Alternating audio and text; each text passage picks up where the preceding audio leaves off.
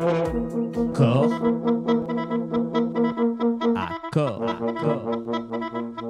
corps à corps. Et oui, parce qu'on vous a parlé 49.3, démission, réélection, c'est pas trop ce qui va arriver en France, mais le chaos est loin de se cantonner à la France. Ces dernières semaines, on l'a vu, ont été l'occasion de flamber de tensions nationales, internationales dans de nombreux pays jugés stratégiques pour l'OTAN. Sur le sol européen d'abord, en Roumanie, pays qui a quand même près de 640 kilomètres de frontière avec l'Ukraine, où la poussée du candidat, du fameux candidat dont on vous a déjà parlé, anti-Union européenne, anti-OMS, complotiste, tout ce que vous voudrez, Călin Georgescu, a été élu au premier tour des élections présidentielles. Et en plus, il y a eu les élections législatives là-bas, et c'est le parti souverainiste qui a été élu dans ces élections législatives et qui ont cumulé près de 31% des voix, donc ce qui soulève beaucoup, beaucoup d'inquiétudes. Alors évidemment, tout de suite, on s'est retourné vers TikTok, qui a été accusé d'ingérence étrangère pour avoir promu ou permis de promettre de faire cette promotion du candidat anti-système. Puis la Cour constitutionnelle roumaine a ordonné le recomptage des voix. La Cour qui devait se prononcer lundi, mais finalement, le président de l'autorité électorale de Roumanie a déclaré qu'il n'y avait pas d'anomalie majeure qui avait été remarquée pour ce recomptage des bulletins. Alors ça, c'est pour la Roumanie. Et puis en Géorgie, il y a eu, vous avez pu voir les images, on va les voir défiler, des manifestations massives. Voilà, des manifestations massives donc dans la capitale pour protester contre la décision de l'actuel gouvernement qui est de suspendre ces négociations d'adhésion à l'Union européenne jusqu'en 2028. Alors voilà, je propose, on peut regarder bien les images si vous voulez. Voilà, et ce qui est sûr, c'est que, alors on a là eu toute la flambée des dirigeants européens. Alors il y a Kaja Kallas, je ne sais pas comment on prononce, donc la haute représentante de l'Union européenne pour les affaires étrangères et la politique de sécurité, qui a condamné la répression policière des manifestants par le gouvernement. Il y a également Emmanuel Macron, évidemment, qui lui pourtant était assez zélé avec les gilets jaunes, ou encore la présidente elle-même, pro-Union européenne, ancienne diplomate française, je le rappelle, Salomé Zourabichvili, qui elle refuse de reconnaître les élections législatives d'octobre.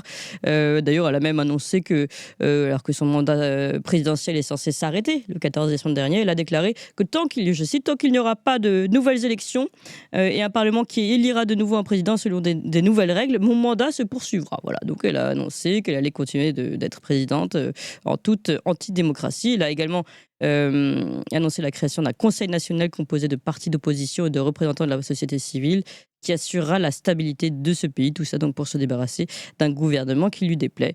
Et bien voilà, on commence à sentir quand même les petites bis repetita, les révolutions colorées qu'on a déjà pu voir dans d'autres pays, qui nous font penser parfois à l'Ukraine aussi. Voilà. Puis je propose aussi à mes deux invités, avant de leur donner la parole, qu'on dise un mot sur la Syrie, avec le retour des milices djihadistes qui ont pu reprendre Alep pour la première fois depuis 2011, qui ont fait 410 morts. Et Bachar al-Assad a déjà appelé ses alliés russes et ses alliés iraniens à la soutenir dans son combat de reconquête. On va revenir là-dessus aussi. En tout cas, il nous faut une vision d'ensemble, une vision d'intelligence pour comprendre ce qui se passe réellement et relier les points. Pour reciter au bon tweet, justement. Et je suis très heureuse d'avoir mes deux invités, Nicolas Mirkovic et Frédéric Egoui, pour le faire. Bonjour Nicolas Mirkovic. Bonjour Clémence. Merci beaucoup d'être avec nous, analyste géopolitique, président de l'association Ouest-Est, auteur de nombreux ouvrages, dont L'Amérique Empire aux éditions Temporis. Frédéric Egoui, bonjour. Bonjour Clémence. Journaliste très informé sur les questions internationales, journaliste indépendant de terrain. Et je crois que maintenant vous avez aussi, vous avez une plateforme pour qu'on puisse vous soutenir aussi en tant que journaliste indépendant. Oui, tout à fait. Vous pouvez me soutenir sur Tipeee. Si vous voulez aller sur mon compte Twitter, vous pouvez m'aider sur Tipeee pour que je puisse poursuivre mon travail. Vous avez un lien là-bas. Un travail très important et vraiment je vous remercie de continuer et d'être là et de faire ce travail de terrain qui est difficile aujourd'hui à suivre pour les journalistes. Alors Nicolas Mirkovic, peut-être pour commencer, si vous voulez bien, reprenons un peu ces différentes actualités et voyons s'il y a peut-être un trait à tirer entre ces différentes scènes internationales. Oui, le monde atlantiste est clairement en train de s'emballer. Il y a eu un tremblement de terre au début du mois de novembre avec l'élection de Donald Trump. Alors, on y reviendra, mais en tout cas, depuis ce moment-là, on voit que Trump, qui avait pourtant promis de revenir à la paix, Et là, c'est là où j'ouvre juste les guillemets, parce qu'il faut faire attention. Il y a beaucoup de présidents américains, Wilson, McKinley, Johnson, Roosevelt, ils ont tous promis la paix. Et quand sont arrivés au pouvoir, ils sont entrés dans des guerres terribles, que ce soit au Vietnam ou même ils sont venus plus tard dans la Deuxième Guerre mondiale, Première Guerre mondiale. Donc voilà, je ferme les guillemets là-dessus. Mais donnant le bénéfice du doute à Donald Trump, on voit en tout cas que depuis cette élection, l'appareil atlantiste au niveau mondial, hein, elle s'emballe. Partout où ils peuvent, ils sont en train d'attiser le feu. Alors que le prochain président, lui, avait promis la paix. On voit aujourd'hui la situation tendue en Roumanie, la situation en Géorgie, qui est complètement folle. On y reviendra tout à l'heure. La réactivation des fronts en Syrie. Et à chaque fois, on voit l'ingérence de ces atlantistes. C'est-à-dire que ce sont des personnes qui pensent que les États-Unis doivent piloter les choses du monde. Ce sont des personnes qui ont beaucoup de subventions. Ce sont des personnes qui sont habituées à s'ingérer dans les affaires de nations souveraines. Et je rappelle que c'est complètement interdit par la Convention de Vienne, par la Charte de l'ONU. Ils le font. Il y avait jusqu'à encore quelques années aucun autre pays peu de pays qui osaient résister.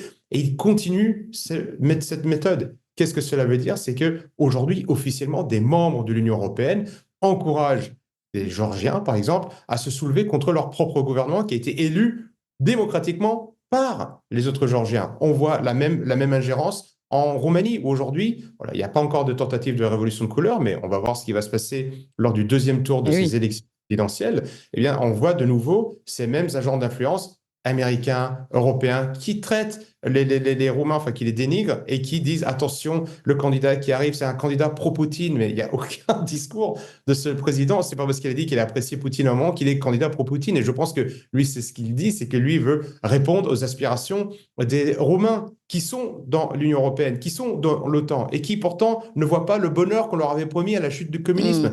Ils veulent autre chose. Et cette personne qui arrive, Călin Georgescu, aujourd'hui, avec autre chose, tout d'un coup, comme il ne correspond pas à l'agenda des atlantistes, est tout de suite qualifié de tous les noms d'oiseaux qu'on connaît par cœur. Et il y a la Syrie, évidemment. Et la Syrie, je lisais encore le Kiev Post il y a quelques jours, le Kiev Post, qui est un quotidien ukrainien proche de Zelensky, qui explique comment est-ce que des islamistes formés par l'Ukraine et la Turquie, donc des nations qui sont étrangères à la Syrie, sont en train de se battre aujourd'hui pour la prise d'Alep. Donc, nous sommes dans une forme de troisième guerre mondiale larvée où les atlantistes, au nom de leurs propres intérêts, sont en train de mettre de l'huile sur le feu pour empêcher, je pense, Trump de mettre en place la paix ou en tout cas précipiter une guerre avec les ennemis de l'atlantisme. Alors attendez, parce que ce que vous avez dit sur le Kiev Post et les islamistes formés par l'Ukraine, c'est incroyable ça. Mais si c'est le cas, quel est leur intérêt recherché? Eux, comme la Syrie, officiellement, 2 pays étrangers sont invités par Bachar al-Assad aujourd'hui à essayer d'aider l'armée arabe syrienne à se défendre contre les islamistes en Syrie. C'est la Russie et l'Iran. Et aujourd'hui, évidemment, l'Ukraine fait ça parce qu'elle voit ça comme une guerre contre la Russie. Elle voit une prolongation de la guerre contre la Russie en Syrie. Donc, en se battant contre l'armée russe en Syrie, elle voit ça comme une prolongation de sa propre guerre contre la Russie. D'accord. Ça veut dire que, juste, la parenthèse pour les Ukrainiens, c'est qu'ils dépensent de l'argent pour former des islamistes qu'on voit aujourd'hui en Syrie, qu'on verra peut-être ailleurs, en Europe. Et ça, évidemment, ils ne font pas pour les intérêts des Ukrainiens qui sont en train de mourir, qui sont en train de souffrir sur le champ de bataille. Ils font pour les intérêts des marionnettistes atlantistes qui, derrière, se servent de l'Ukraine pour leurs propres objectifs, leurs propres intérêts, comme ils l'ont fait au Nicaragua, comme ils l'ont fait au Guatemala, comme ils l'ont fait en Iran, au Vietnam. Je rappelle à chaque fois, je conseille la lecture de ce livre en anglais qui s'appelle Killing Hope de William Bloom, qui détaille toutes ces ingérences américaines, atlantistes à l'étranger pour mettre en place de manière complètement illégale des gouvernements qui soient alignés sur les intérêts des États-Unis. Et cela se fait à chaque fois au détriment des droits de l'homme, de la démocratie et de la paix. D'ailleurs, je précise, Nicolas Mirkovic, qu'on avait fait une interview, vous nous aviez donné une interview très très intéressante, on était revenu sur l'ensemble des mensonges américains et les déclarations de guerre. On va vous remettre la vidéo en lien, et c'était une émission absolument passionnante, je pense fondatrice, pour comprendre ce qui se passe en ce moment. Juste avant de vous donner la parole à Frédéric Egui, rappelez, puisque vous parliez donc du Kiev Post et des marionnettistes occidentaux qui allumeraient ou réactiveraient ce feu syrien, que nous avions reçu Youssef Indy, géopoliticien qui est auteur de Israël, la guerre mondiale des religions chez Culture et Racines, qui a aussi parlé de liens entre la CIA, Israël et les rebelles islamistes de Syrie. Je vous propose d'écouter un extrait, c'était chez nous il y a quelques jours. Mais en parallèle, il a mené des actions plus discrètes qui allaient à l'encontre des intérêts géopolitiques d'Israël. Retrait des troupes de Syrie et d'Irak. Alors, le commandement militaire américain s'était opposé à cette décision de Trump, donc il y a eu quand même des conflits internes. Il a fermé une antenne de la CIA en Jordanie qui payait et qui armait des groupes terroristes dans le Golan pour le compte d'Israël, puisqu'il faisait tampon entre l'armée israélienne et le Hezbollah. Et l'armée... C'est sourcé, ça ? Oui, c'est sourcé. C'est sourcé, c'est rapporté par une étude du journal Haaretz. Je l'ai rapporté dans un autre ouvrage, j'en parle pas là, mais j'en parle là. C'est pas difficile à trouver. D'ailleurs, les Israéliens soignaient dans leurs hôpitaux des combattants d'Al-Nosra, et on a des images de Netanyahou au chevet de combattants d'Al-Nosra qui combattaient en Syrie et qui allaient se faire soigner en Israël à Safed. Il faut lire notamment. la presse israélienne, on y apprend des tas de choses bien mieux que dans les journaux français ou européens. Voilà, donc on a cette information également de Youssef Indy sur les ondes de Toxin. Alors, Frédéric Egui, je reprends le sujet de manière plus large. Ce qui se passe en Roumanie, ce qui se passe en Géorgie, cette réactivation du brasier syrien. Est-ce que vous aussi, vous voyez justement une forme de volonté occidentaliste d'ingérence dans ces pays-là? Je précise, ce qui est intéressant, évidemment, qu'on est complètement décalé par rapport à ce qu'on peut entendre dans les médias mainstream, puisque à l'inverse, de l'autre côté, on entend ces TikTok qui est alimenté par une ingérence étrangère, chinoise notamment, évidemment, russe, pourquoi pas, pour pousser les gouvernements de ce côté-là et pousser les nouveaux candidats avec donc candidats marionnettes de Poutine ou autres. Donc on voit bien ici que nous sommes complètement décalés par rapport à la version mainstream. Mais j'aimerais bien avoir votre analyse là-dessus, Frédéric Egui. Oui, écoutez, c'est sûr que comme toujours, quand vous lisez la presse sur ces questions-là, vous êtes tous sauf informés en fait. C'est-à-dire que la crise en Géorgie, la crise en Roumanie, aujourd'hui, si on ne parle pas et si on ne voit pas l'influence, la main, mais alors qui aujourd'hui le fait de façon très ouverte finalement de l'empire. C'est-à-dire que les États-Unis finalement aujourd'hui sont un peu plus en retrait parce qu'on a un gouvernement Biden qui est en train de sortir et donc qui donne la main et c'est l'Union européenne qui a pris un peu la main là-dessus et qui aujourd'hui est très offensive et qui fait tout ça de façon très ouverte. C'est-à-dire qu'on a des appels aujourd'hui concrètement à renverser le gouvernement qui viennent de l'ambassade d'Allemagne. La présidente géorgienne, il faut quand même en parler parce que je vous rappelle que c'est une diplomate française initialement. Elle était ambassadrice de la France en Géorgie. Ensuite, elle a obtenu la nationalité géorgienne au moment de la Révolution des Roses, où Saakashvili a pris le pouvoir. Elle est devenue ministre des Affaires étrangères sous Saakashvili. Et après, elle est devenue présidente. Mais sa spécialité, en fait, à cette diplomate-là, c'est justement les révolutions colorées. Elle était au ministère à l'ambassade du Tchad au moment où Idriss Déby a pris le pouvoir, a fait un coup d'État soutenu par la France. Donc on voit bien qu'elle traîne toujours dans ces réseaux-là. Elle a été formée, je vous le rappelle, à Columbia, à l'université américaine de Columbia, par Brzezinski. Donc Brzezinski, qui est le grand théoricien de la guerre contre l'Union soviétique, notamment par l'utilisation des droits de l'homme. Donc là, on est en plein dedans, en fait, si vous voulez. On est en plein dedans, c'est ce qui est en train de se passer. Et avec une hypocrisie qui aujourd'hui atteint vraiment des sommets, parce que si on fait un peu le film rapidement de ce qui se passe en Géorgie, on voit qu'un des premiers points de contentieux qu'il y avait, on va dire, vis-à-vis de l'Union européenne, c'est cette loi contre les agents étrangers. Donc la presse vous dit que cette loi contre les agents étrangers est une loi russe, mais je vous rappelle que les États-Unis ont une loi exactement similaire chez eux, qui s'appelle la loi FARA, qui donc demande aux gens, aux ONG et aux médias qui touchent des subventions de l'étranger de le déclarer. C'est la même chose qu'ils demandent en Géorgie, et on voit bien aujourd'hui pourquoi. Et que la France, et c'est encore pire, au même moment où les Géorgiens votaient cette loi, la France a voté la même. On a voté exactement la même chose il me semble que c'était Barrot qui l'a présenté. Ou Haddad, non, c'était Haddad. Donc, ce qui est toujours un peu, quand on connaît le parcours de Benjamin Haddad, c'est un peu amusant. Mais donc, on voit là une hypocrisie absolue et dont on n'évoque jamais en fait dans nos médias. C'est-à-dire qu'il y a évidemment aujourd'hui une tentative d'ingérence, mais vraiment, vraiment ouverte de l'Union européenne dans ces pays-là.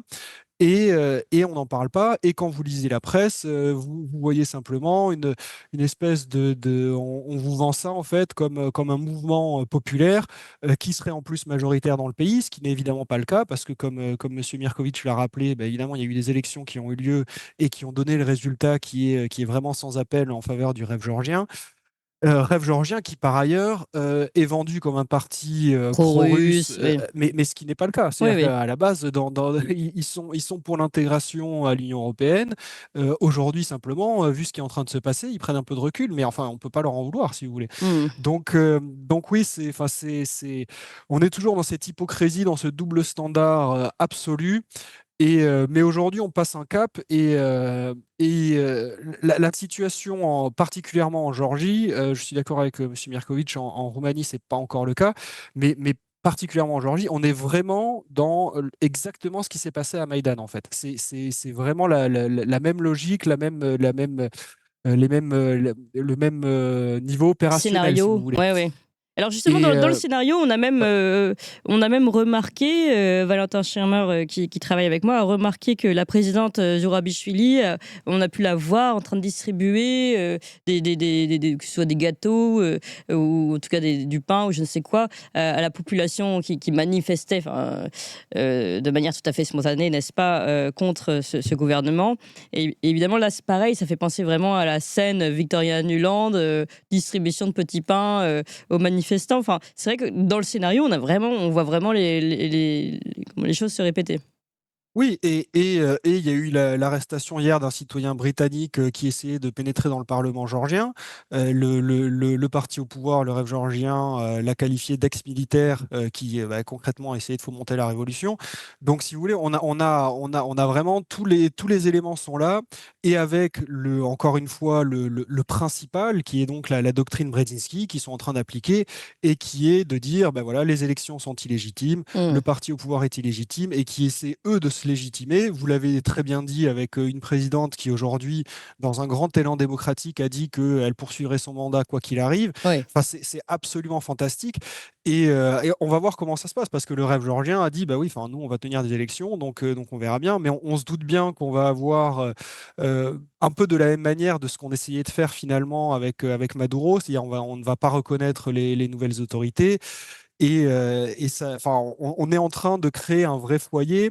Et alors évidemment, si on va un peu plus loin, tout le monde voit bien que les raisons profondes à ça, qui ne sont encore une fois jamais évoquées, c'est le fait d'essayer de contenir la Russie. C'est-à-dire qu'on est en train de créer, comme on l'a fait en Ukraine, on est en train de créer une base avancée de l'OTAN en Géorgie, dans le Caucase. Et donc l'objectif, il est évidemment là, et c'est cet objectif qui est là. Quand vous entendez, que ce soit nos médias ou nos politiques, vous parler du bonheur des Géorgiens et de respecter la voix des Géorgiens, ça n'a absolument rien à voir avec la réalité. La réalité, c'est d'essayer on est dans une guerre ouverte aujourd'hui contre la Russie. Alors ouverte peut-être pas, mais qui est plus très loin d'être ouverte. Mais c'est la guerre par proxy qui est en train de se jouer. Guerre par proxy qui d'ailleurs a été reconnue par Boris Johnson récemment, qui l'a dit de façon tout à fait très ouverte. Oui, nous faisons une guerre par procuration, contre la Russie. Et là, ce qui est en train de se jouer, c'est cette guerre par procuration-là. Mais personne ne défend les intérêts des Géorgiens de notre côté. Oui, ça c'est certain. Alors, pareil, Nicolas Mirkovic, peut-être vous avez d'autres éléments de comparaison entre ce qui se passe ici en Géorgie et puis la période Maïdan en Ukraine.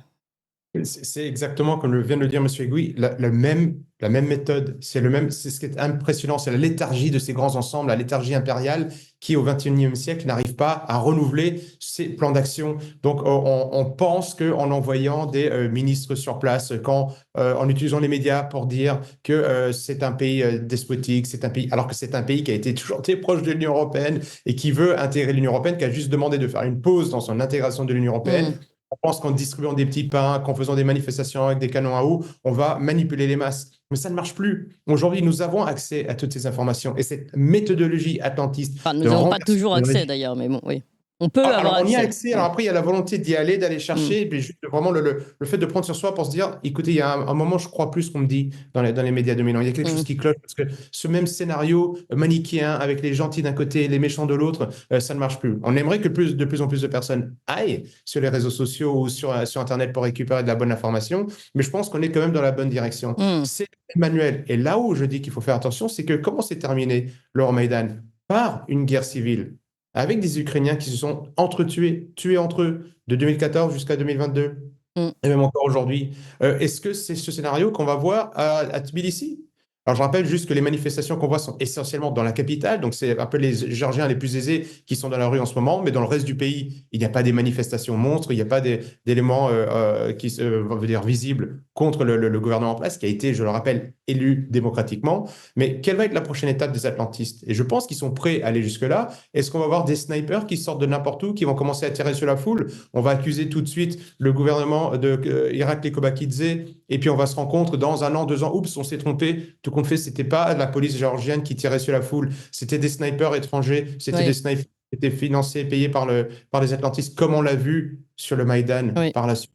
Donc, il faut faire attention, ils sont capables d'aller très très loin. Et vous savez, ces personnes-là n'ont pas peur de la mort, ils s'en fichent, ils sont à des milliers de kilomètres de là, ils appuient sur des boutons, ils envoient des textos, ils envoient des directives. C'est pas leurs enfants qui meurent, c'est pas leur pays qui souffre de cette situation-là.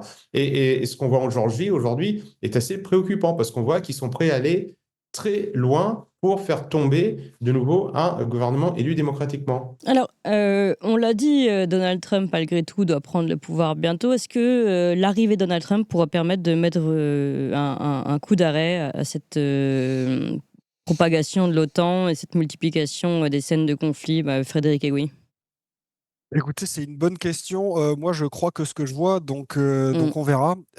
Évidemment, c'est sûr que si vous regardez un peu les nominations qui ont été faites, il y en a qui sont rassurantes, il y en a qui sont moins rassurantes. Moi, je vois la nomination de Tulsi Gabbard à la tête des renseignements, c'est-à-dire de l'agence qui dirige tous les renseignements américains. Je la vois comme un signe très positif, notamment avec ce qui se passe en Syrie, parce que Tulsi Gabbard, il faut voir que c'était quelqu'un qui, au moment de la crise en Syrie, de la guerre en Syrie, était une des seules voix de la raison aux États-Unis. Et quand je dis voix de la raison, c'est-à-dire qu'il reconnaît ce que concrètement fait l'État profond américain, c'est-à-dire financer des groupes terroristes pour aller essayer de déstabiliser Bachar el-Assad.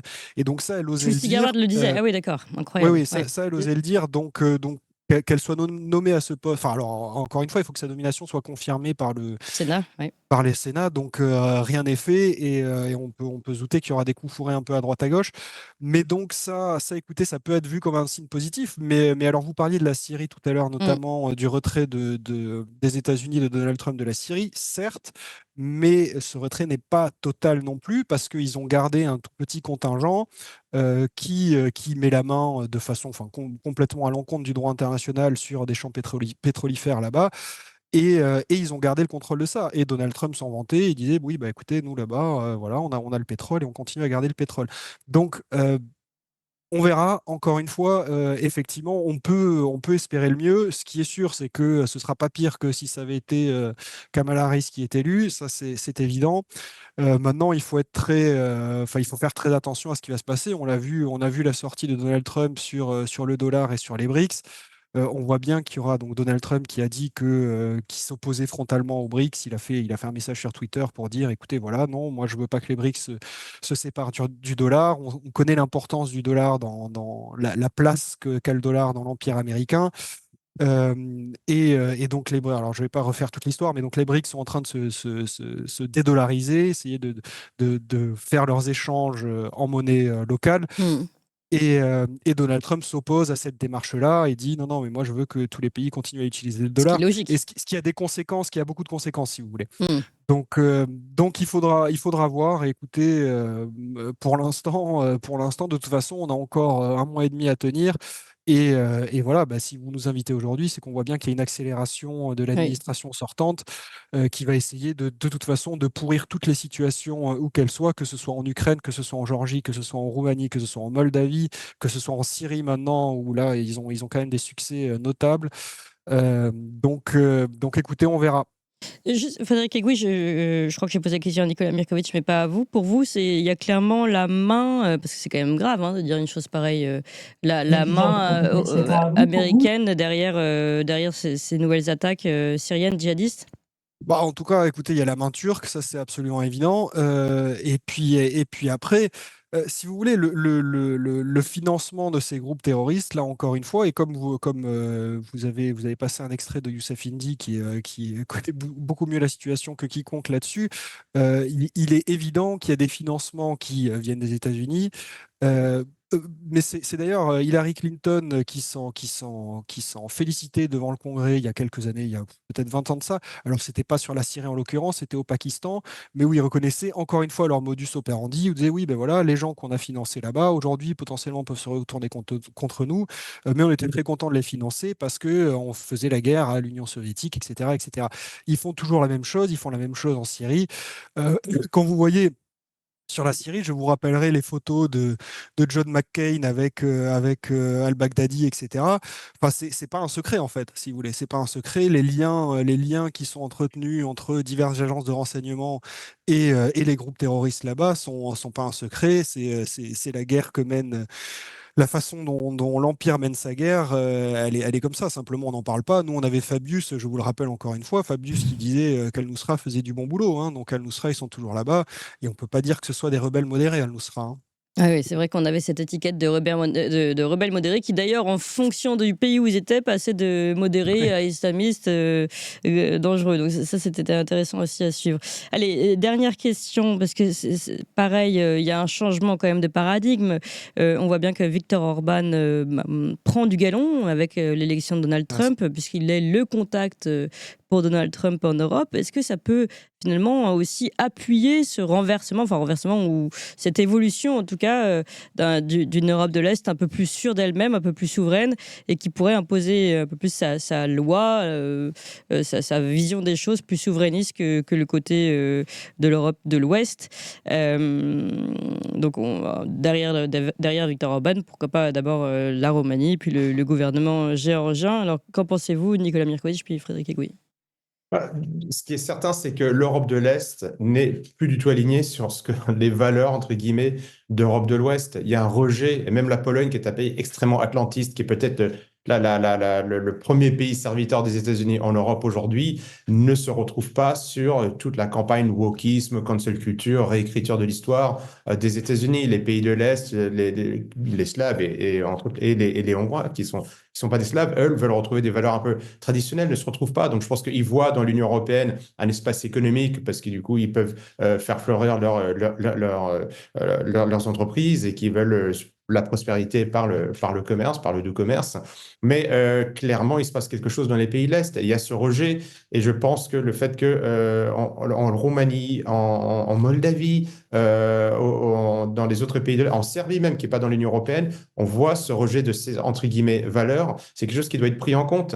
Vous avez l'Union européenne aujourd'hui qui veut imposer des politiques. On n'est plus du tout dans la démocratie. Je rappelle que les commissaires européens ne sont pas du tout élus démocratiquement. Et ils donnent des leçons de démocratie. On est vraiment dans quelque chose de complètement kafkaïen. Et ces pays de l'Est rejettent cela. Ils veulent le commerce, mais ils ne veulent pas la réécriture de leur propre histoire. Au contraire, il y a un retour vers la tradition.